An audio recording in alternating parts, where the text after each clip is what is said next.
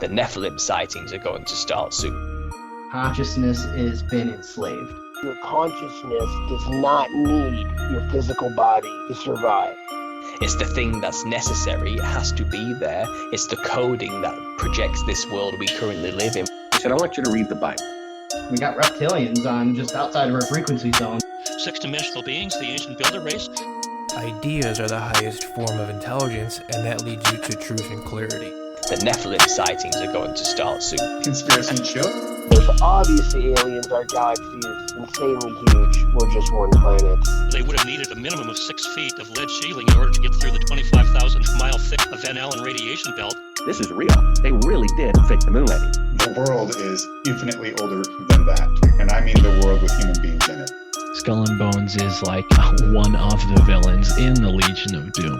He said, I want you to read the Bible. The biblical flood, the Tartaria mud flood. Conspiracy and chill. The Nephilim sightings are going to start soon. The bull god Baal. He said, I want you to read the Bible. There's magnets in the basketballs. There was a political party, a third party called the Anti-Masonic Party at a point in the United States. The Global Pandemic Treaty. Conspiracy and Chill podcast. And we've got another Irish badass on the show today, David Keohan, a stone lifting researcher, a strongman, a kettlebell world champion, finder of Irish stones and strength. Definitely a unique journey, one that I can relate to with trying to revive the Irish collar and elbow wrestling.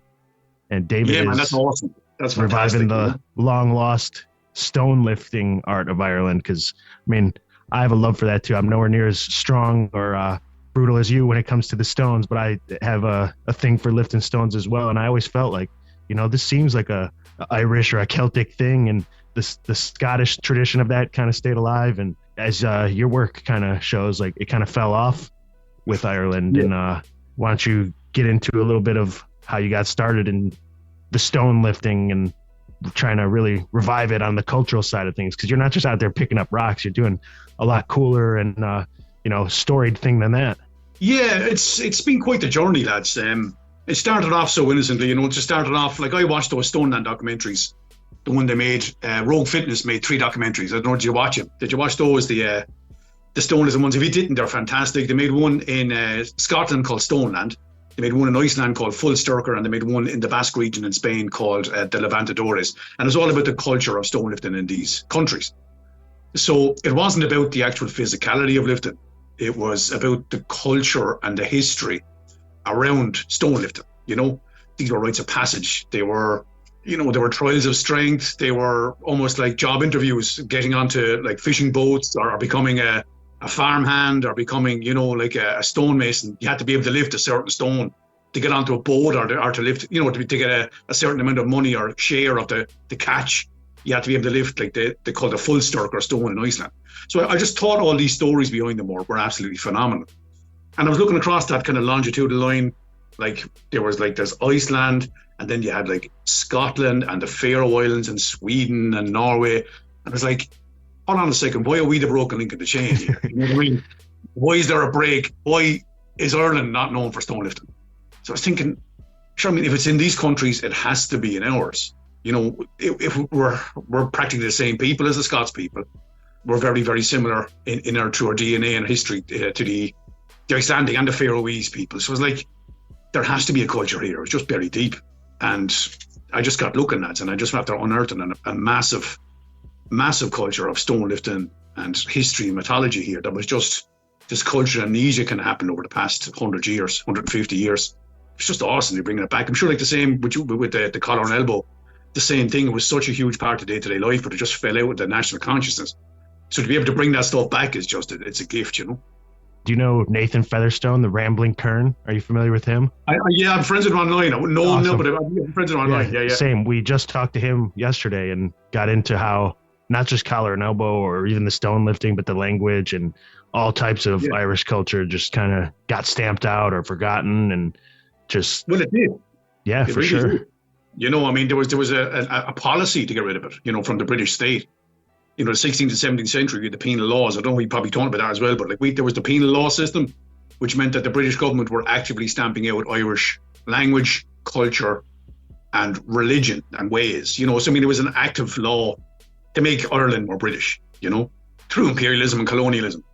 So I mean, it was a tough. I mean, the past 400 or 500 years here have been almost like they've been a horror story, really. You know what I mean?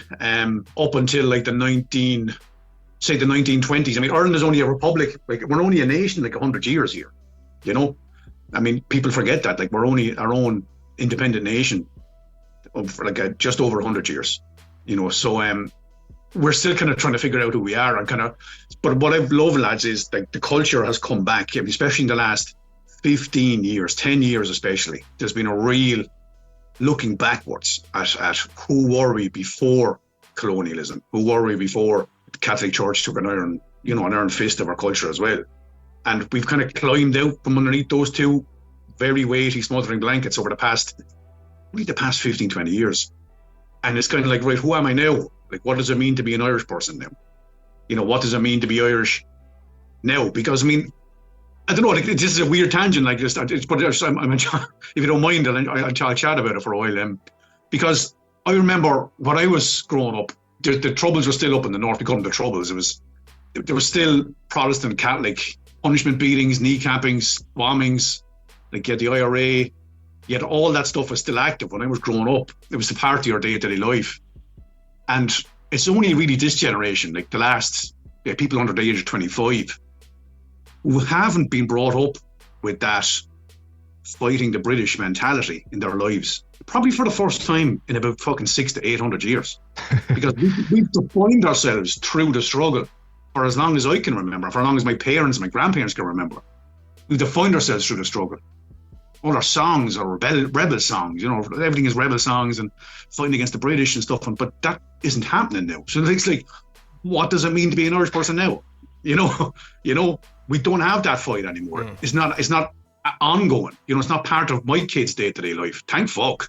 You know, so I think the best way to figure out who am I now is to look back the way through all of that, and that's where I think the likes of the collar and elbow wrestling, the stone lifting, and these old ways, people are really, really hungry for that now. And that's why I think this has just hit at the right time. I didn't plan it that way. It just happened that way. That people are hungry for culture, for like, who am I? What does it mean to be me, you know, in this country we call Ireland? So, yeah, it's been a really, really interesting past couple of years, definitely. Absolutely. My great-grandparents, all of them immigrated from Ireland, and I always I felt connected to the culture, but kind of same. I didn't really know like where to begin, because especially like Americans, like a lot of Americans, you know, they like to identify with their ancestry, but like here the whole Irish thing is really only once a year, St. Patrick's Day, and even then it's just drinking, wearing green, and there's really not much else to it. Yeah. But as you touched on, there's way more stuff to be proud of and cultural. You know, there really is. And I mean, people over here, some people tend to be a little bit dismissive of American people and their love of being Irish. It's almost like a run of joke to some people here. But I'm like, no, man. I mean, a lot of these people, all of these American Irish people, they're fucking Irish people. They had to move.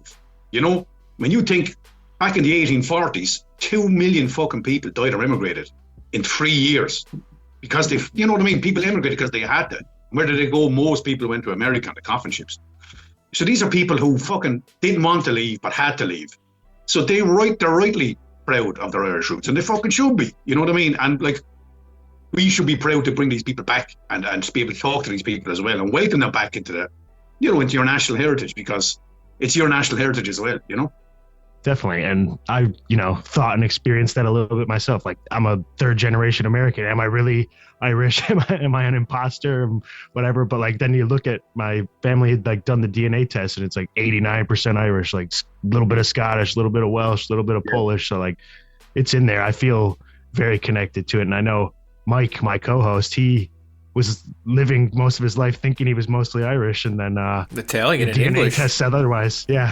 I mean, I'm 32% Italian, but then I'm 25% Irish, and I think another 31% Scottish. So I'm, mostly Scottish and Irish. It's just crazy because my whole life, my grandmother always rejected that. She would always be repulsed. I'm English. I'm British. It's like, yeah, okay. Well, you were wrong your whole life. Yeah. One thing I wanted to ask you about, or more of a comment, I suppose. I obviously find that you you have a very deep and robust knowledge and understanding of the lost culture, if you will, of stone lifting. I was reading an article, the Irish Times, that featured you, and I found it very interesting that it appears that you just started to get into this when your gym closed because of the radio edit. Is that true? You just kind of started to dive into it as a way to stay fit? Yeah, you're right. You're exactly right there, because I don't know how you guys, what it was like over in America, but I mean, radio edit. But the laws here were just so fucking stringent. I think we were like the most stringent laws in the world. From that's what I remember from it, because like we had a 2K lockdown. So I mean, we couldn't leave 2 kilometers from our house. We'd guarded cars, patrolling the streets. You couldn't move outside of your house a couple of 100 yards only, you know? It was fucking weird. It was like this weird totalitarianist kind of vibe going on in the place. Like fucking, this is like communist China or something. I just didn't like it, you know? But nobody did, obviously, you know? But I mean, around that time, lads, just to back it up somewhat, but like I was competing for my country in kettlebell sport, which is this weird Russian endurance sport that I just fell into about 10 years ago through just pure chance. It's endurance kettlebell lifting, so it's like two heavy kettlebells, 232 kilo kettlebells for time, 10 minutes clean and jerk. So I was competing in that for Ireland for many years. Coached that, travelled the world with it, you know, won a world championship, you know, set a world record. Had all this really cool stuff happen. And I just finished out of that at about 2019, 2020. And it was just a really cool part of my life. And I was tipping away in the gym for a couple of months after that. I was kind of like wondering, what am I going to do now? You know, because I mean, something that's been part of your life for almost a decade. And you're kind of like, okay, I'll stick with kettlebells a little bit, but the passion is kind of gone. The edge is kind of blunt. I kind of done what I wanted to do with them. And then radio edit stroke. And it's like, no, you can't go to the gym at all. It's like, what are you going to do now? I mean, training was a part of my life. I trained 4 days a week in the gym. So because we couldn't move outside of 2K, I was just at the back. And like I met my wife in our college, and she has these stone carvings at the back on plinths, and I just started picking them up, like weighed them, and just started picking them up just as a bored human being, you know, because there was nothing else to do. There's nothing else to lift. I only had 1 or 2 kettlebells because I mean, all my gym stuff, like, was all in the gym, all the gear, all the equipment, all the weights. I didn't need to buy anything. Like I was going to the gym 4 days a week, so it didn't matter. But like I had nothing. I had like 2 kettlebells and 3 rocks at the back. So I just started picking up rocks, like I said, as a bored human, and fell in love with the functionality of it. Fell in love with the kind of the primal aspect of lifting. You're outside. You're out in the grass, out in the mud at the back. You know, you're lifting something that's awkward and heavy. It's kind of flicked a switch in me. It was like a real primal movement. So that was the beginning of it. And then because I was lifting stones, I became aware of the documentaries by Rogue Fitness.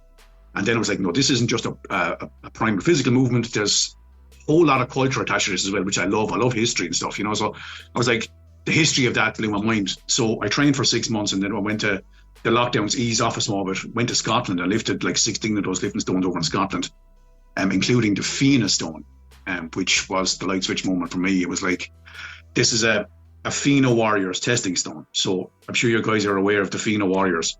Oh, yeah. Yeah. So like, these are the Red Branch Knights, the Irish Red Branch Knights. So these are like the ancient Irish warrior caste, you know, these rambling warriors who roam the land. You know, I loved, like, we were reared on stories of the Fina here in Ireland. Like in primary school, we're taught about Cuchulainn, we're taught about Fionn McCool, we're taught about the Fina, Oisin, the Dag, all that. So like, this is part of who we are, you know. Then I was like, you're telling me there's a Fina stone in the fucking field over in Glen Lyon? Like, this is like culture and mythology and reality coming together. I was like, I can't believe that's there, you know. So like, I have to go see this. So I mean, I trained for 6 months, and I lifted like, I think it was 14 of those lifting stones in one day over in Scotland, and the last stone was the Fina stone, because I wanted that to be my last memory. So we went to the Fina stone. It was just a spiritual experience. I lifted that stone in a field in Glen Lyon, and was like, maybe, hopefully, but maybe like a Fina warrior 1500 years ago picked this stone up and lifted it like I'm doing now, you know. So you weren't reading about history, you know, you're picking up history, you know, you're fucking putting your hands on history, you know. It's not a dusty book, that's the stone there, pick it up. And it was just the most amazing thing. So I mean, when I heard then like Fina warriors, was like, there has to be something in there has to be. So that's when I really started the research, and that's only 2 years ago, exactly 2 years, probably 2 years and about 3 weeks ago. Yeah, that is brutal, man. I love that. And like you said, like lifting the stone really does kind of wake something up in you, like that primal. I love it. It's so fun, and it is like an awkward test of strength. It's very functional. Like I feel like it translates well to wrestling. So I've dabbled, go out in the woods, pick it up, and like you said, it's what could be older than a stone? So yeah, how many great heroes or like legendary figures and stuff picked up that very rock that you did? So spiritual and just like the connection, like it woke up something ancestrally in you too, and kind of sent you down this whole road. And I seen that you kind of like made a map of the ones in Ireland, and you kind of pieced those together just from like folk tales and like little stories and stuff, and then to go actually find the rocks, like holy shit, is that the rock? Yeah, elaborate on that a little bit. That's incredible. No, this was like, I mean, it was like I called myself Indiana Stones online because it feels like a quest, like you go on an adventure. You know what I mean? You're going on an adventure looking for these stones. Because I mean, I found my first 6 or 8 I found through old folklore, old Irish folk tales.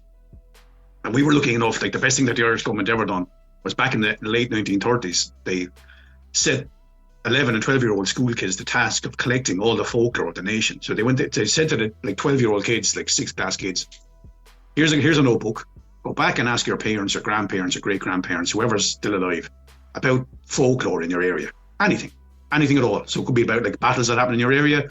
It could have been old medicines, old cures, recipes, but also like feats of strength or feats of agility or anything at all. So they gave them a whole list of topics. But one of the list of topics was what we call Dina Kalula, or local heroes, or famous people of the area. So a lot of the times the famous people of the area, they'd be noted dancers, they'd be great singers, versifiers, or they'd be like great leapers or jumpers or swimmers, but also great strong people and stone lifters. So I just kept coming across, because I was looking through these old stories. Someone told me, like, go onto this site called Dukas and have a look at it, because like there's probably 200,000 stories on this site, because every school child in Ireland took all these stories, gave them to their teacher, who sent them to Dublin to the National Folklore Collection, which is in a wing of UCD, University College Dublin. So I started scanning through this, because they have it online about 10 years. And I was scanning through all this, and I was like, Jesus Christ, the amount of stories about stone lifting here at crossroads and at funeral games and at weddings and at funerals. And I was like, Jesus Christ, there's loads of these stories here. So I scanned through for months and months and months, and eventually came across maybe 5 or 6 stories that like seemed okay. They gave maybe like a description of the stone, or where it was, or what crossroads or cemetery it was in. And then it was just a matter of just getting up. And instead of sitting around lazing around on a Saturday or a day off, like getting up early and driving to these places, driving to a cemetery in Tipperary, or driving up the west up to Galway, and just going looking around for these stones. You know what I mean? So like you're following a cold case lead, like a lead that's almost 90 years old. But I'm getting to these cemeteries, and some of these cemeteries like the graves are from the 1600s, like from the 1700s, and you're going into these ancient cemeteries, like stepping back into the past, and then in the corner of a cemetery, or like in front of a grave, there's this massive stone that's so out of place. It's like, why is that there? That has to be there for, it was the stone of the funeral games, or was the lifting stone of the area. And it was, and when I found the first 2 or 3, it was just a revelation. I couldn't believe that like these things were real, because you're just following stories, and you're reading these stories written by a school kid in the 1930s. But then you're finding the damn things. Like, fucking hell, that's incredible. And like all the stones, the ones like the first one I found, I'll tell you that story in a minute. That story is incredible, the Liam O'Flaherty one. But they're all around like 170 kilo average. They're massive. They're absolutely huge. And that's what I've come across with all the Irish lifting stones. They're so heavy, all of them. Because when I found the first 2 or 3, I was like, these are just outliers. Maybe this is just a freak. 170, 180, 190 kilos. But all of the ones I found, they're all around that kind of weight. It's been incredible. But like I said, following those leads and following the folklore, it's just such an adventure. It's almost like you're going on a quest on the weekends. Absolutely. Sounds exactly like a Indiana Jones type of quest. So the name is very fitting, and you're going off of, like you said, pure folklore or mythology, and to actually go there and see it too, to be like, holy shit, it's there. Like you didn't know if you were actually going to find it, and then to actually lift it, that's probably one of the most primal, just awesome feelings ever. Oh, lads, you get to this thing and it's like nobody has even probably laid hands on this in 100 years, And I found one down in Kerry, which was an old iron ingot. That was actually the only one of those in Ireland, an old iron steel ingot that hadn't been lifted in 300 years. So I mean, you're putting your hands on something that hasn't been touched in centuries, and you're picking it up. It's nearly impossible to describe the feeling, but it's incredible. It's absolutely incredible, And to our American listeners who don't know the kilograms, all these are over 300 pounds pretty much. So like put 300 pounds on a bar alone. Yeah, it's hard enough, but to pick up an awkward rock from the ground and get it off and get it up to chest or shoulder, or even just inch it off the ground is insanely difficult. So you're listening to a very strong fellow here. The way I describe it to anybody is when you look at the Arnolds, you look at the world's strongest men go to the Arnold strongman games, and they're picking up the Bill Odden stone, which is 186 kilos, and it's the stone to shoulder part of the strongman. You're not one. So but these guys are deadlifting well over 400 kilos. They're deadlifting almost up around 1,000 pounds. A lot of these guys, but a lot of them can pick up that 186 kilo stone off the ground. There's 2 or 3 guys couldn't even break it off the ground, and some guys could only get it to their lap. Some guys, one or two guys, of course, like the likes of Kieliskowski, can just get it to his shoulder 5 times in 90 seconds. But some guys have a real struggle with it, and I just found it was really interesting that these guys who are so strong off the ground with deadlifting, can pick up a stone that's almost a third lighter than what they be deadlifting. So it just goes to show you how awkward it is to pick up something that's that dense and awkwardly shaped. It really brings it home when you see something like that. Have you ever traveled to the States or traveled farther outside of the UK region to look for stones? No, I haven't. Like I said, I'm only on this 2 years now, but it's my goal. We're hoping to this year go to Iceland and lift some of the stones over there, like I said, the Husafell stones and Prithvik stones. And the amount of work that an American guy, Sean Urquhart, I don't know if you're familiar with Sean. If you're not, you should be. He's one of the best guys in the world at stone lifting. And he's also one of the best historians. And he's found stone lifting and stone lifting culture, you name it, all over the world, everywhere, all the way through Russia, Siberia, all the way through Kyrgyzstan, across to, Nepal, all the way through Japan, China, Tibet. It's everywhere. I suppose it's the oldest form of training, really. Gyms are a relatively new thing when you think about it. So, stone lifting is everywhere. So, I'd love to go to different places. And what's happening now, lads, is I'm getting so much online kind of notoriety through this over the past 6 months, which has just been really weird, because I was just doing it because I enjoyed doing it. But it's like the whole Irish public has kind of fucking taken this on board over the past 6 months. And it's become its own kind of cultural thing now, I have guys on the daily now going up and visiting these stones and lifting them. And I've been on some of the biggest TV shows in Ireland, and there's talks of making documentaries and there's talks of traveling. So Series 1, the talk of Series 1 is going to be lifting the stones around Ireland, and Series 2 could be traveling around the world. So I don't know where my life is going to go in the next 12 months, but that must be an interesting journey, because something that's starting off with just me in my car with a bill hook slashing through hedges, following old folklore because I just thought it was a nice thing to do, suddenly it's gained its own cultural identity, and it's been incredible. Absolutely. And when I visited Ireland, I made it a point, because I was only there for a little bit, and then I went to go compete in a world championship wrestling tournament in England. So that whole week beforehand, I was just trying to go to as many sacred spots and stuff that I could. And some people who were watching my Instagram stories or following what I was doing, they're like, dude, you're driving all over the country to go look at rocks, to go to these standing stones or go to some of these stone circles and stuff. And, man. It was powerful though. Oh man, it's incredible. Where did you visit? Where did you go? So when I had my rental car, I started off in Dublin. That's just where I, landed and stayed for the first night or two and grappled. And then I made it a point in, when I first reached out to you, because I saw you were at the Cuchulainn stone too, just a day or two after me or before me. I made sure I wanted to go there because I was inspired by, the story of Cuchulainn. I'm like, if this really was the stone that, he strapped himself to and died on and stuff, that's going to have some powerful energy. I could use that energy before I go and compete for a world championship, in my ancestral homeland. So I kind of just wanted to go there as a power up. And you won. And you won. Yeah, I did. Yeah, I probably had easily the best performance of my life. And I just felt super powerful. And I recall you saying too, the day after you went to the Cuchulainn stone, you lifted the heaviest stone you ever lifted, right? Oh man, it was the same day. Oh wow.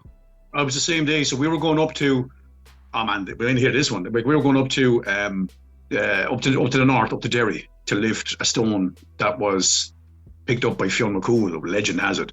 So this is called the Seifin stone. So Seifin literally means sea fin. So sea in Irish means seat, and fin is Fionn McCool. So it's the seat of Finn. So Fionn McCool's seat. So even the land is named after Fionn McCool, right? So this hill is called Seifin Hill. And on top of Seifin Hill was this pillar stone that Fionn was meant to have thrown from a nearby mountaintop, right? So that's the folklore. But the actual history is that the local chieftains, were coronated at that stone. So ancient Irish chieftains ascended that hilltop, put their hand on that stone, and announced their leadership, their clanship rights. So it's like, that is just fucking incredible. What an incredible story. And it's also attached to like one of the greatest heroes of Irish mythology, Fionn McCool. Like, he's actually at their mint of picking that stone up himself. I have to see this. So I was driving up that morning, up with a film crew. We're shooting a documentary. And I saw that we were passing through Cooley, like the Cooley Peninsula, like the Tombo Cooley at the Tawn, the famous Tawn story with Cuchulainn. We were passing by that peninsula, and I was like looking up and seeing, was there anything to do with Cuchulainn in that area, like some straight or some ford that could even just walk in the same footsteps as Cuchulainn. And then I found like there's the actual stone where he died at, the Clough Faramore, like the stone of the big man. And it was like, so I couldn't believe it because I never heard of it before. So it was like, lads, we're passing this. It's literally 5 minutes off the main road going up towards the north. We have to see this thing. So we went in that morning and got to that stone, and it was like the land just put on a show. It was like mist just sweeping across the ground. It was like fucking dry ice, just dry ice kind of sweeping across the ground, and it was swirling around the stone. I was like, this is just, it was probably the most fucking spiritual thing I think I've ever done. And I was like, this is just incredible. And like, you lay hands on that stone then, and you feel the energy from it. You feel it. And that's that field that was known as the field of slaughter, And like, they found old bones and old spearheads and axe heads and swords and stuff in that field. So, it could be. What's mythology, what's reality? Who knows? Like, it's all guesswork. So it's like, I really feel that was the stone that he died at. It's named after him. So like I said, I put my hands on that stone. It was like, that was just the most incredibly intense experience. And I was going to lift that stone then that was touched by Fionn McCool later that day. So I was like, what a day. In one day, you're laying hands on stones that were touched by probably the two most famous people in Irish mythology. So we went to that stone up in Derry then. It was about another 2.5 hour drive up the very, very north of the country. And we found that stone, and I was like, talk about, it's absolutely massive. I couldn't get over the size of it. It was like, it's like the same size as me. It's as tall as a man. It's a pillar stone. It's about the same width as me, and it's about maybe a 1.5 feet thick, So it's like, this thing is just absolute. How the heck could anybody pick this thing up? And I tried 3 times and I couldn't do it, and the film crew was there, and it was like, when I first walked up to that stone, I saw it, I was like, there's no man can pick that up. It's too fucking heavy. You're looking at it going, that thing has to weigh 600 pounds. You know what I mean? Like, it's absolutely monstrous, And I went to, I gathered my thoughts, and I came back to this stone, and I felt an energy go through me. I thought about the day that I've had, and it's like I had an out-of-body experience. And I wrapped my hands around the stone, and I picked it up, and it came up maybe about 3 inches off the ground. And it's like I came back, and then I felt the weight of it, and it came straight back down again. But it was like, I couldn't get over the fact that I could lift something that heavy. Because it has to be at least 550 pounds. I'm putting it up around 600 pounds before I get official weight on it, But something that big has to weigh that kind of weight. And it was just the most amazing experience, lifting that stone. And what we're going to do this year is we're going to put that stone back up on the hill, because it kind of rolled down the hill over the past 150 years. Like, the last person to lift that was in the 1830s. So like, it rolled back down the hill. So we're going to bring that back up to the top of the hill in the summertime this year. We're actually going to drag it up on log rollers and do it old school. And we're going to put that back up on the top of the hill and have a kind of a little ceremony this year. With local archaeologists and stuff. So that's just going to be class. But it's like, in one day you had just this amazing, powerful, mythological day, and it's like you came back from a waking dream. I was driving home going, did that actually happen? It's like, this is mythology and reality blurring. The lines just blurred. It became the same thing. You became part of this incredibly old story. Yeah, man. I think you're back to work on Monday. It's so fucking strange. You know what I mean? It's so fucking strange.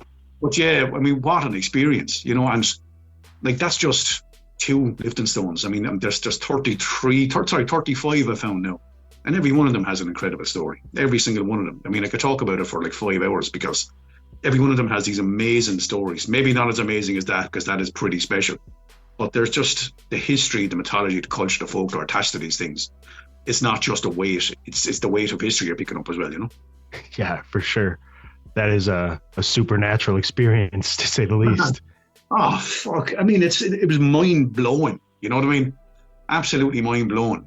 And it's like that stone is schist. It's a schist stone.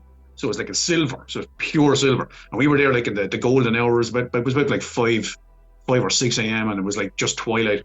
And the golden sun was shining down on the stone. And because it was so silvered, like it was glowing amber. You know what I mean? It was just stone was just glowing amber. I was like, this is some supernatural shit going on here. You know what I mean? Absolutely incredible.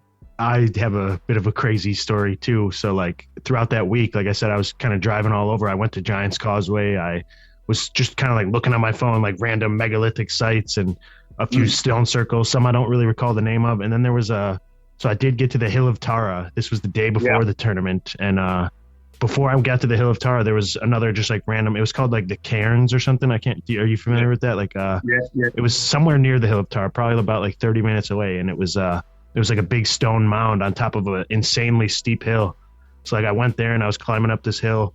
Yeah, it was incredibly steep. It might as well have been a mountain, just like a grassy mountain. And at the top was like the stack of hundreds, thousands of stones, which were all pretty big on their own. So you think like, did they carry these one by one up here? Like that would have been insane endurance workout too, to get them up there and like to the highest point in the land and, you know, just building this mound. And I was up there by myself and it, like you said, just the landscape looked so mystical. It was extremely just misty and foggy, like earlier in the morning, and incredible view. So it just kind of felt like mystical itself. But as I was coming down, there was like a tour bus of people making their way up. And like I said, it was extremely steep. So they were coming in their own little groups as I'm coming down. And at the very bottom, the last guy coming up was like an older man, and he had like a Gandalf white beard, like a huge, long, mystical white beard. So like he stood out to me right away, and I'm like, oh, this guy's a legend. Like he just looked really cool.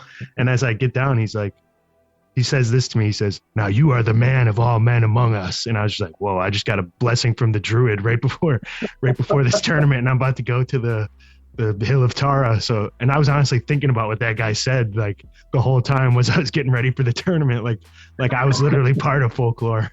Yeah, man. I mean, like I always say it, and I've been talking about this a lot, you know, but I mean, I really feel that like there is a bit of magic left in this world, you know, and we're kind of the bridge between that magic and reality over here. You know, I think there's so much mythology and there's so much buried history here, you know, that we are that bridge between both. You only got to go out in the mornings out here and here sometimes. I can see that mist rising off the ground and go to these ancient megalithic sites. I mean, these sites, they're 4,000 or 5,000 years old. I mean, you're talking 1,000 years older than the pyramids, you know, in Newgrange, and, you know, some of these dolmens I've been to, you know, and those dolmens are incredible. I mean, you're looking, how did they build them? I mean, it's the same as like, you're looking at Newgrange, like, and all these stones are like 40, 50 ton weight. And it's like, how in the name of God did they move those things? How did they put them there? Those dolmens, like they're 3 stones, like 1, 2, 1 at the back. And then there's a massive capstone on top, like resting on these knife edges. Like, and it could be 60 tons. And it's like, you know, how did they levitate it up there? How did it get up there? And it's still there 5,000 years later. You know what I mean? And like you go to these sites and it's like, again, you put your hands on it. And it's a really kind of humbling experience because like that thing has been around so long. You know, it's been around millennia. And you're only here for a short while, you know, so it's a pretty humbling experience to go to these places, you know. Definitely. And who knows if it was a giant or what. Yeah, man, I don't know. I don't know. I honestly don't know how they done it. You know, it's then like same like Stonehenge in England, and you know, with the pyramids themselves and stuff. Like, nobody knows. We're just guessing. We just don't know. Seems like a perfect time to segue with this being Conspiracy and Chill show. We get into all things paranormal and mystical and weird. So, Mike, why don't you take it away? Well, I guess we can start with, do you have any unexplainable, crazy things that may have happened? Like maybe something in the sky that maybe you didn't know what it was, or maybe you thought you might have seen a ghost, or do you have any kind of crazy stories like that, possibly? No, but I'll tell you one. And it's nothing to do with lifting a stone. I live in Waterford, which is down the southeast of Ireland. And like we have these old, what they call fairy rings or fairy mounds, where through Irish mythology, the Tuatha De Danann would be the Irish kind of side, or the fairies would live in these forts. So it was always like, don't touch the forts. And even to this day, people don't go into these forts. If they're on someone's land, they'll kind of plough the land around them. They'll farm around them, but they won't go into them because there's respect for them. Even now, I mean, they moved a motorway going from Galway to Clare around one of these fairy mounds. It was planned to go straight through it, but the workers wouldn't bulldoze the mound. They were like, no fucking way am I bulldozing the fairy mound. You joke me? Do you think I'm going to get bad luck for my family for the rest of my life? No. So they actually built the fucking motorway around the fairy mound so as not to touch it. So there still is a huge respect for these places here. But I found there was this one, this guy's land out in Pilltown, which is just about 20 minutes away from my house. So I went out to this guy's land with an archaeologist. He said, no one ever visits this because it's on this guy's land and not many really people know about it. So he wanted to show me this large anvil stone. So, we went into this place and this anvil stone, like the size of the table I'm sitting at, probably weighed about 40 tons. Totally out of place. Like where they got it from, how they moved it there, nobody knows. But he put a spirit level on it and it was absolutely perfectly level. It's like, how did they do that? How did they bring it there? What's it there for? Nobody knows. But there was also what looked like a lifting stone under this white hawthorn tree. Now, the white hawthorn tree would be a tree very much associated with the fairy people as well. So it's like if there's a white or a black hawthorn tree, you don't go near the tree. You don't go near anything. Under the tree, that's a special tree to the fairy people. So I didn't see the tree. I went over and saw the stone and started moving it about. I was like, fuck, that looks like a lifting stone. Then I looked up and I saw there was a white hawthorn tree. I was like, shit. So I put the stone down. And I said, look, I'm getting out of here to your man. He was like, okay, no problem. I didn't say why. But as I was walking back to the car, there was this flock of small birds. There must have been about 1,000 of them. Followed me down over me. Then got into my car. And for about 2 miles, I was driving back into town. This flock of birds stayed over the car. And it freaked me the fuck out. It was like that they were saying, don't touch that fucking stone. Don't come here again, or we fucking haunt you down. You know what I mean? So it was like, okay. So yeah, that freaked the shit out of me, to be honest with you. I love that. And it actually happened. So it was like, and it's never happened to me before, anything like that, or never happened to me since. So it was like, it can't be that much of a coincidence, Yeah. No, I believe it. Yeah, we tend not to believe in coincidences on this show too often. So there's so many instances of large stone megaliths and monoliths around the world. And a lot of them, as you mentioned, are in places that defy logic. Some of them probably can be explained by really strong men or a group of really strong men, but some of them are really hard, at least in my mind, to explain away by that. Do you think that there might have been some kind of ancient lost technology, say maybe like levitation devices or anything like that, could be responsible for some of these that we see? Again, it's hard to know. I have gone down this particular rabbit hole hard myself over the last couple of months. The likes of fucking Graham Hancock and all that kind of stuff, and we're really going into Randall Carlson and all these guys, and looking at this kind of stuff. And I like that they're trying to come up with an idea of how they done it. With maybe vibration or some ancient way of lifting rocks or moving rocks. Because even looking at something as simple, not as simple, but something as simple as the dolmen. And they say, that they had to, what they done was they built a mound of earth and then placed the stone on the top of the mound of earth and then dug it away. Like, that doesn't sound right. You know what I mean? First of all, these things are like 8 foot high. What kind of a size of a mound of earth would you have to make to get that stone up on top? How would you get the stone up on top? Mm-hmm. And then how would you balance it? It doesn't make any sense. So there had to be some way that they knew how to do these things. What that was, I couldn't tell you, but some of the size of some of these stones, you're like, there was definitely something fucking that we don't understand going on. Well, like the one that you lifted, that you were like, how could anyone lift this? And you had the little out of body experience to do it, and it's Finn McCool's, and he was literally said to be a giant. So maybe it was some giants lifting these. There's plenty of stories of giants in not just Ireland, but all over. And there's so many stones. Irish mythology is just full of stories of giants. The Giant's Causeway was built by a giant mythology. That was like Fionn McCool was throwing stones to get over to Benandonner, the Scottish giant, to make a pathway to get over to him. And he was doing the same with Fingal's Cave or Fionn's Cave in the Scottish side. Also, like the Isle of Man was meant to be thrown by Fionn McCool, and where he picked up the large piece of earth is now Loch Eire up in the north. So like they got it Ireland's Eye. So it's like he was meant to pick it up, that huge piece of earth, thrown it out to sea, and that's the Isle of Man. So all these stories are all to do with Irish giants, and like Irish giants have literally shaped the land through mythology of Ireland. I mean, and there's giants throwing stones, lads. There's every village and every town in Ireland has a giant's throwing stone attached to it. And I've gone to about 30 of these sites myself. So you're talking these large, like glacial erratics, there probably are, but I mean, they're these huge stones sitting out in the middle of a field or on top of a hill that are just incredibly out of place. Anything up to 200 tons or like 500 tons, monstrous stones. And local mythologies built up around them that they were thrown by Fionn, or they were thrown by Oisin, or thrown by Diarmid, or thrown by one of the Fianna. But I mean, I also found a giant's throwing stone that was a lifting stone for the men up in County Mayo, called the Clochandara or the Clochandra. And that was Andra's throwing stone. And the legend behind it was that this giant used to throw the stone around like a pebble. It was so light for him to pick it up, throw it over shoulder. But the men then would try and lift that stone off the ground to see were they as strong as an Irish giant. So again, there's mythology and reality combining, you know. So these guys were following old mythologies to see could they lift this stone to be as strong as the giant. And I found that stone through the old folklore collection up in County Mayo in a place called Lahagower. And the stone was just being used as a seat in the middle of the village green. It was just this massive, beautiful, massive stone, about 185 kilos, close on 400 pounds, sitting in the middle of the village green being used as a seat by the kids. And it was like, that's the giant throwing stone. And I got the verification from locals there. And I was like, why aren't you guys making more about this? Why aren't you guys putting up a plaque? Why aren't you advertising? You've got this incredible story, this incredible stone here. You know what I mean? This mythological ties to it. And it's like, nobody really gave a shit, you know? But I mean, that's what I've been doing, is bringing this shit back and getting it on the map. And now there's guys coming from all over the world who want to see can they lift this stone and see if they're as strong as an Irish giant, you know? It's a really cool story.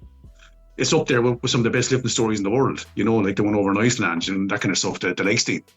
And it's wonderful. And it's great that, again, like you said, this had this mythological and physical tie in this stone, and that's the bridge. You know, it's just class. So I'm assuming you got it up, right? You're as strong as the giant. I mean, the first time I couldn't, it was just too big. It was just so awkward. It was only about the fifth stone that I found, and I was only starting my journey, because I mean, when I was lifting kettlebells, I was only like 78 kilos. I was in the 78 kg category. You know, now I'm like 100 kilos. I've had to put on a lot of weight to lift these stones. You know, weight moves weight. But first time I couldn't lift it, I got my best lift on it about 3 weeks ago. We went up with a film crew, and we lifted that. I got it maybe about 3 feet off the ground, 2 or 3 feet off the ground. So that was just such a cool lift. And it was lashing rain the same day. It was in the middle of a storm, rain, wind, but still managed to pick that stone up. It was just such an awesome feeling, you know. And then I went down to the guys, went down to the local pub, and we just got chatting. They're like, what are you here for on the really bad day? And so I was down lifting the stone, and then I showed them, they're like, fuck. And then there was a crowd around looking at the phone. Look at this guy lifting the stone. And then there was a guy who wanted to go down and try it themselves and stuff. And that's what I'm loving. It's like, all you got to do is go down and find these things, get them back on the map, lift them, and then everybody wants to come and lift them again, you know. All it took was someone to light the spark. Thank God it was me. I'm just so happy. Would you be for or against if they decided to put stone lifting in the Olympics? In the Olympics? What I'd love to see is, I don't know, Olympics. I don't think that'd ever work. But what I'd love to see is, like, Joe, like, have you seen Magnus or Magnuson doing his classic over in Iceland? Oh, yeah. Magnus is doing literally a stone lifting event. A stone lifting whole event. There's like about 8 or 10 different events in it, but it's all based around stone lifting, you know? So I just think that's a really, really cool idea. And I think it's a real proper strongman thing to do. You know, you're not lifting calibrated weights, you're lifting awkward weights. So I just think it's so awesome. So I'd love to see something like that. I was actually trying to organise something like that here last year, but I had a bit of a problem getting insurance. No one would insure me to lift massive stones out in the field. Yeah, go figure. Go figure, you know? But I'd love to see some events like that. I'd love to see one, you know, say if you had an Irish one or an English one, a Scottish one, a Welsh one, you know, an Icelandic one. Maybe we all get together and lift and see who's the strongest. That'd be a really cool idea. But another part of me thinks, no, it's nice to just have these things as a test of strength, that it's just you against nature, you know? It's just you against the stone, you lifting the stone. I think there's something quite beautiful about just doing that as well. Going out into nature, finding these stones, going to these old cemeteries and crossroads, and just testing yourself like the men tested themselves 150, 200 years ago. So a part of me likes that idea as well. Did you always have an appreciation for geology and rocks? Because you sound, when you talk about the rocks, you talk about it with passion. So much more than I would about rocks, say. But it does sound like you have like a deep appreciation for geology and rocks. So I was just wondering if that was something that you've always kind of had, and it's just lately or the last few years has really kind of exploded. Yeah, geology. No, I mean, I've always been interested in the old megalithic sites here, so and Irish mythology. Ever since I was a kid, because we were taught it in school, and I kind of took it a bit further, getting books and stuff when I was younger. So I loved, our dolmens, our cromlechs, our standing stones, our megalithic tombs.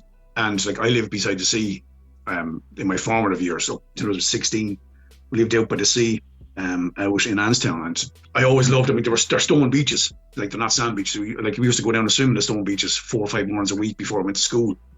And so I always loved the stone, and I love like nature, and that's always part of who I am. So this is just kind of taking that to another level, I suppose. But yeah, it was always in me, definitely.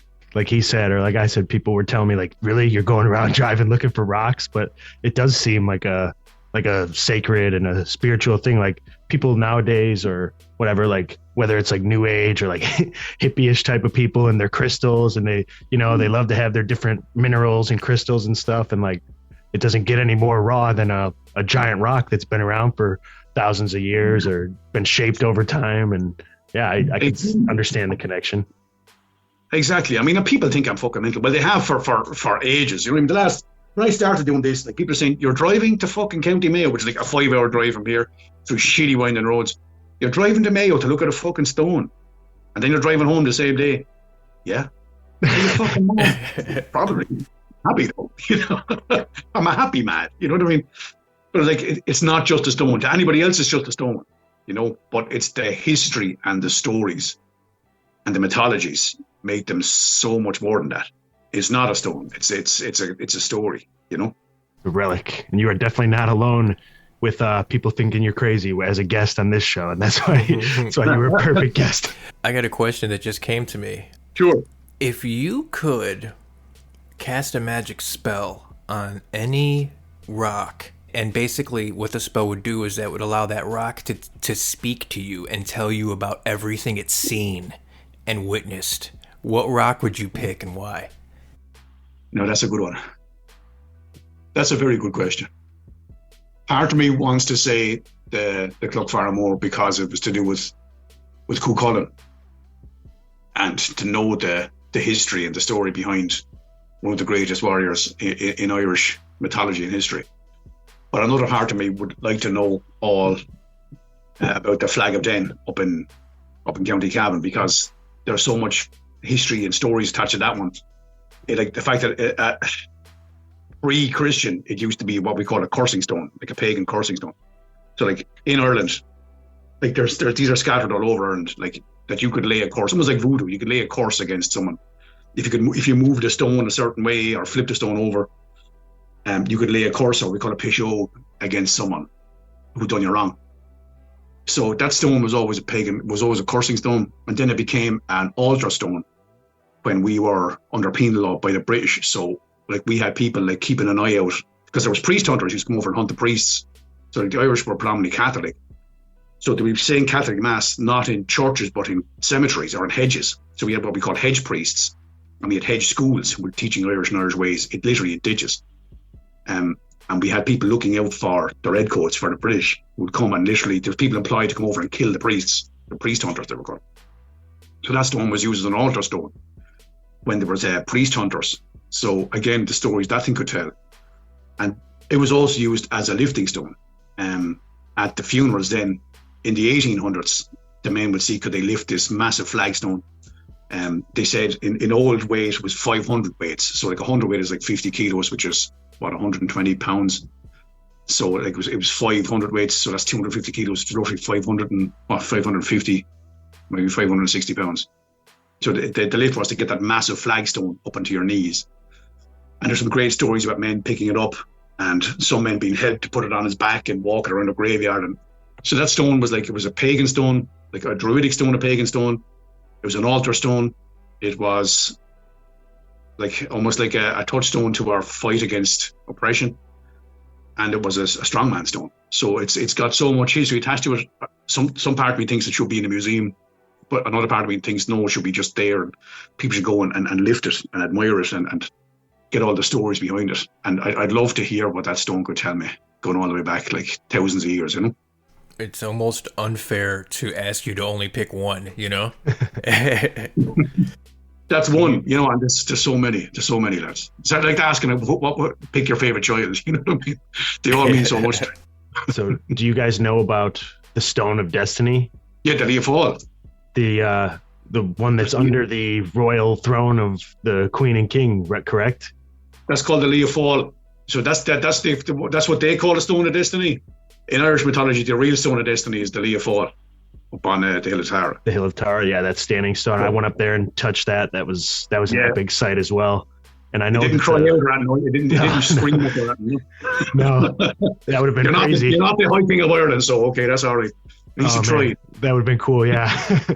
From my understanding, so Mike or any of the listeners, if you guys aren't familiar with this, the throne that the Queen or the King of England would sit on, and for thousands, or maybe just like 500 years, I think is the tale. The last 500 years that the English have had it, there's a slot underneath the wooden throne, the actual chair they sit on, and there's like a slot where this rock sits, and they put this rock that they call the Stone of Destiny, that they think either came from the Tuatha De Danann, or some people even say it's like the stone from the Bible that Jacob put his head on and like saw his vision of heaven, and it was brought to Ireland, and then subsequently it was taken to Scotland when because at a certain time, if you were the king of Ireland, you were also the king of Scotland and parts of Britain or Wales or whatever. So then when the seat of power was in Scotland, they took that stone with them, and then down the line from there, they took it, the English took it from the Scottish. So they believe they have this old, powerful relic stone under their throne, which gives them some sort of right to rule. But isn't that amazing that that's still happening? I mean, the coronation of the current King of England, that stone was brought from Scotland to England, and there was this whole procession, and it was put under the throne. That was only 2 years ago, year and a half ago, and that's still happening. So these old practices, that's still fucking happening, you know what I mean? But they believe that that's the Leafall. We believe that we have the Leafall, the original one up on the Hill of Tara. So there's a whole kind of thing about it. But yeah, I just think it's amazing that the stone and coronation, there's such a tie in there, because the Irish one was the High King of Ireland had to touch the Leafall, and the stone would cry out if he was the rightful king. And that was the history behind that one. That one I found then, the Sephin stone, this whole ascension to hilltops and touching the stone, that's the Northern Ireland version of the Leafall. Again, this guy had to climb to the top of this hill, he had to lay hands on the stone and announce his right to be a chieftain. And you have a year and a half ago in Britain, the current fucking monarch also had to have that stone as part of the coronation ceremony, you know? So just goes to show you the power that are in these stones and the veneration that there is for them still. And something that's we can't put our finger on why they're so powerful, but they are. I suppose it's the fact they're immortal, you know what I mean? They're immortal, you're not. You're just one part of the stone story. So that's why I love going fucking lifting these stones. You become the next link in the chain, you know, you're kind of reaching back to the last person who lifted it through the mist of time. It could be fucking 200 years. And then you're reaching forward to the next person who's going to lift it. And you're that next link, you know? So that's just something beautiful. You're going to step it into the stream of history, lifting these things. Yeah, that is amazing, dude. And you touched on it a little, that you were trying to organize some sort of event. Do you have any other plans or visions of where you're trying to take this, or where you're trying to spread it, other than just kind of doing your thing and getting the story out? When I started, I had no plan. It was just, I wanted to find them. I wanted to see if the culture was here. And that was it, right? But in the past 12 months, it's kind of become, you become almost like the guardian of this. You become the gatekeeper of this whole knowledge, you know? So my main thing now is to spread that knowledge, just in case anything happens to me, you know what I mean? Because you're the person who's done all the work, you've done all the research. So when I'm writing a book at the moment, the book hopefully will be released at the end of this year. I've written the first draft about all these stories and finds and stones and everything, that pretty much a lot of the stuff that we talked about here, but I mean, for all of them. And I want to get that out and share the story with people. That's what I want to do now. So now we're making documentaries, we're making TV programs, I'm going on to late night TV shows and talking about this thing. And it's my main aim now is to spread the knowledge as much as possible. You know what? The likes of GQ magazine getting on board and doing an interview. I mean, that was incredible. You know, that's getting international attention to it. So my goal for this next 12 months, because I don't want to look too far ahead, is just to spread the knowledge as much as possible.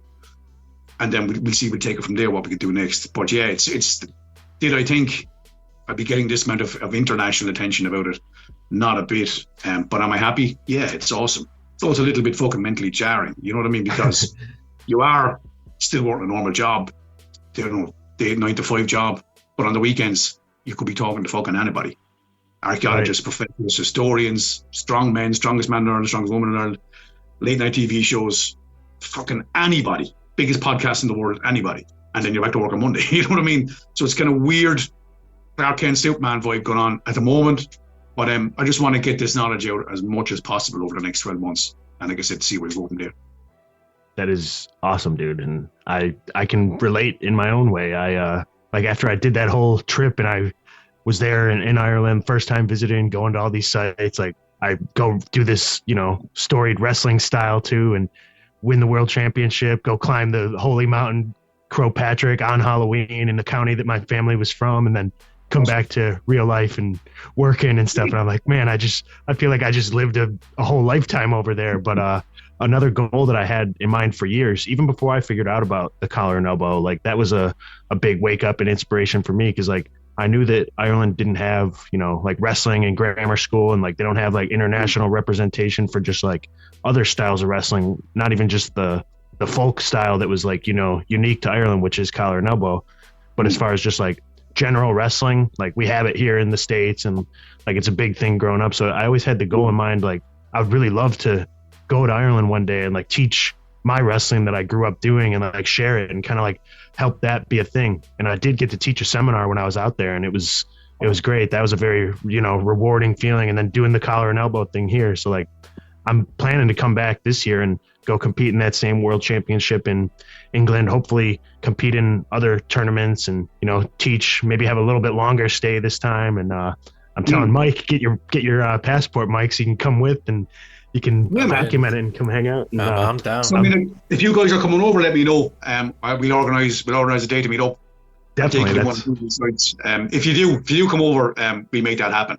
That's what I was going to kind of get to. A stone lift with you would be legendary, or even some sort of a collaboration, because Nathan and I were talking too. We were going to do a collar and elbow match in Phoenix Park, because they used to hold collar and elbow matches there in like the 1800s. So that'd be like the first one there in hundreds of years. And that's brilliant. The guy Ruan McFadden, who's the author who kind of like revived collar and elbow, who really like put the info out there to kickstart the revival. Like his work was talking about the Tailteann Games, which was like before the Olympics in Ireland, where they had stone lifting, they had wrestling, they had running, they had all. It was like to honor a goddess, kind of like the Olympics, but long before the Olympics. And who knows, maybe we can kickstart some sort of revival of that type of thing, including stone lifting, including wrestling and whatnot. You never know what the future holds. Man, you're not the first person to say it to me. So I think there's a hunger for that stuff.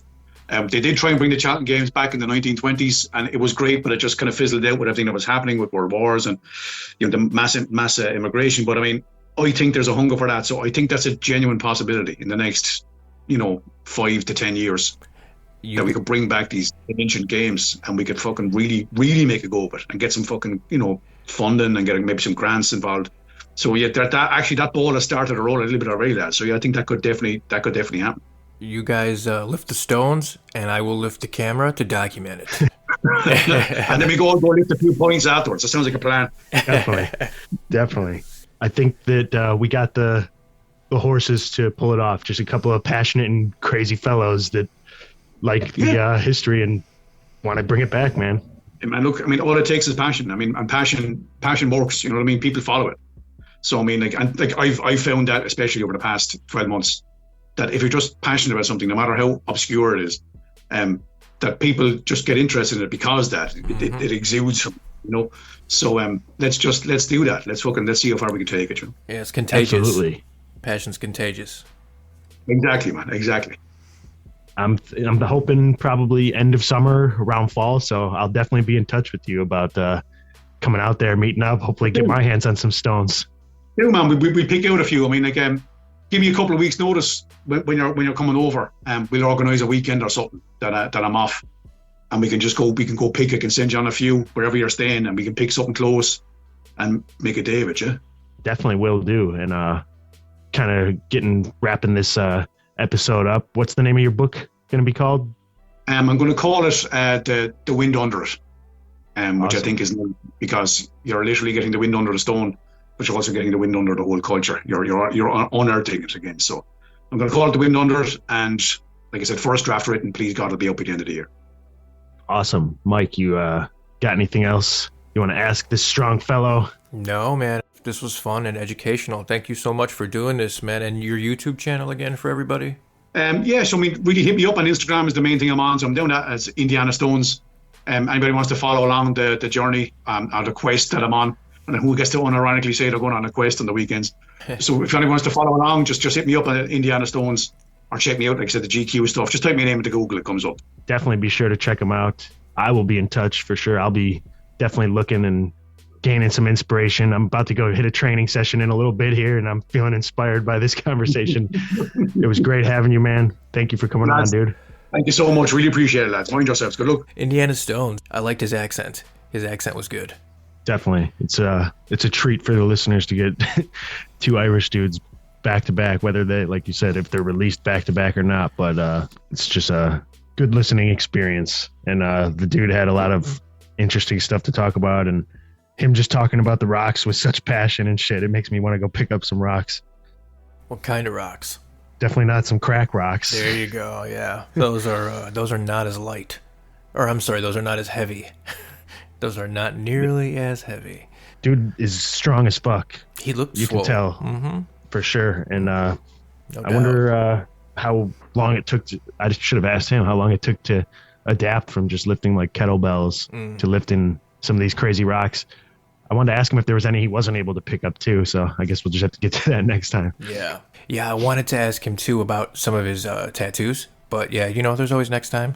I'm happy that people are starting to recognize him and starting to, like he said, the last 6 months he's kind of starting to blow up. And just from the little bit of research I did, I brought up the one article that was in the Irish Times, which is a pretty big publication, and then Definitely. GQ too. So he definitely is breaking through the fringe and kind of into the mainstream with that. So I really think that big things are in his future for real, dude. I think that for real. Gotta get that passport, Mike. Yeah, I can. That's it takes a little bit of time though, right? What does it take, like 6 weeks or something, they say?